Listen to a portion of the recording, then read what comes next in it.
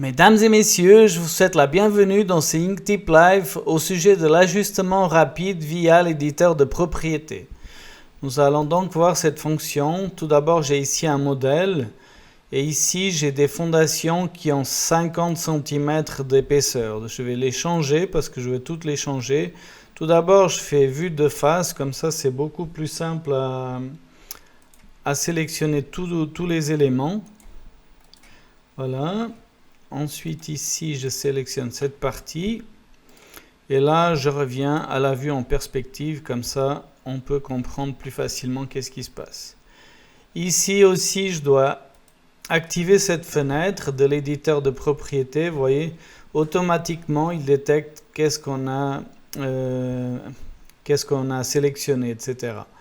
Donc ici, vous avez le type de béton, l'épaisseur. Là, au lieu de 500, je vais mettre 300. Et vous voyez, automatiquement, j'ai pu changer ça assez facilement. Bien sûr, cela marche avec n'importe quel autre élément. Là, je vais par exemple sélectionner cette partie de cet élément-là. Et là, vous voyez qu'on a une section transversale 140-140 par 8 mm. Ici, une fois que je clique ici et je viens là, je peux sélectionner tous les éléments qui ont cette section transversale. Et une fois que je l'ai fait, ici, je peux tout simplement venir ici et choisir une autre section. Si je clique là, automatiquement, il m'a changé la section. Voilà, vous voyez, maintenant j'ai 200-120.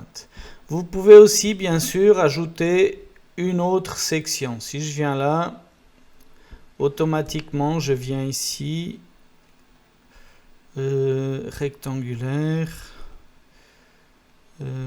c'est rectangulaire exactement.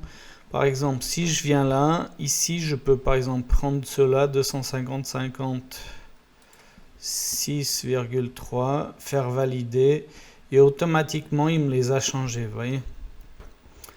Donc voilà. Ici, pour l'instant, je vais fermer cette fonction et je vais revenir en arrière, voilà. Ça, c'est à travers l'éditeur de propriété. Vous pouvez faire beaucoup de choses à travers cet élément-là. Je vais aussi vous montrer, j'ai déjà parlé dans d'autres, mais ici, la fonction de recherche, vous avez basé sur un critère ou alors sélection basée sur plusieurs critères. Ici, je vais sélectionner basé sur plusieurs critères. Et là, je vais faire ici la commande matériaux. Donc ici, matériaux, je choisis la brique. Ensuite, épaisseur domaine.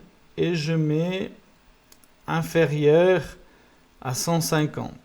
Il va me mettre tous les domaines qui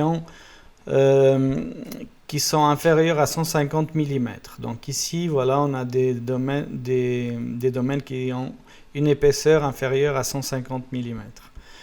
En cliquant ici sur domaine, je peux automatiquement ici maintenant attribuer une valeur aux éléments qui sont déjà sélectionnés et je peux mettre 150 par exemple millimètres.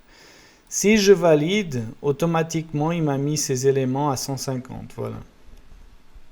Une autre possibilité que vous avez, c'est par exemple aussi venir ici.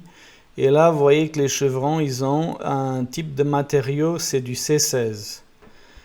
Vous pouvez aussi alors isoler à travers les parties logiques le matériau C16. Voilà. Bien sûr, vous pouvez changer ça, ce type de matériau ou l'épaisseur, etc. Si on clique ici, on sélectionne tous les éléments, vous pouvez le changer. Mais je vais vous montrer une autre façon à travers le navigateur de tableau. Dans le navigateur de tableau, on va venir sur poutres. Et là, vous voyez ici, vous avez toutes les poutres, voilà, avec le matériau C16. Ici, si je fais bouton droit de la souris, je peux cliquer et sélectionner la colonne entière. Ensuite, de nouveau, bouton droit de la souris et je peux fixer une valeur commune. Ici, je peux dire par exemple c'est du C24. Si je clique valider, il va automatiquement me changer tout cela en C24. Si on vient maintenant ici, vous voyez, on a du C24. Donc, vous voyez que c'est assez simple à utiliser l'éditeur de propriété, partie logique, ou alors à travers le filtre de recherche.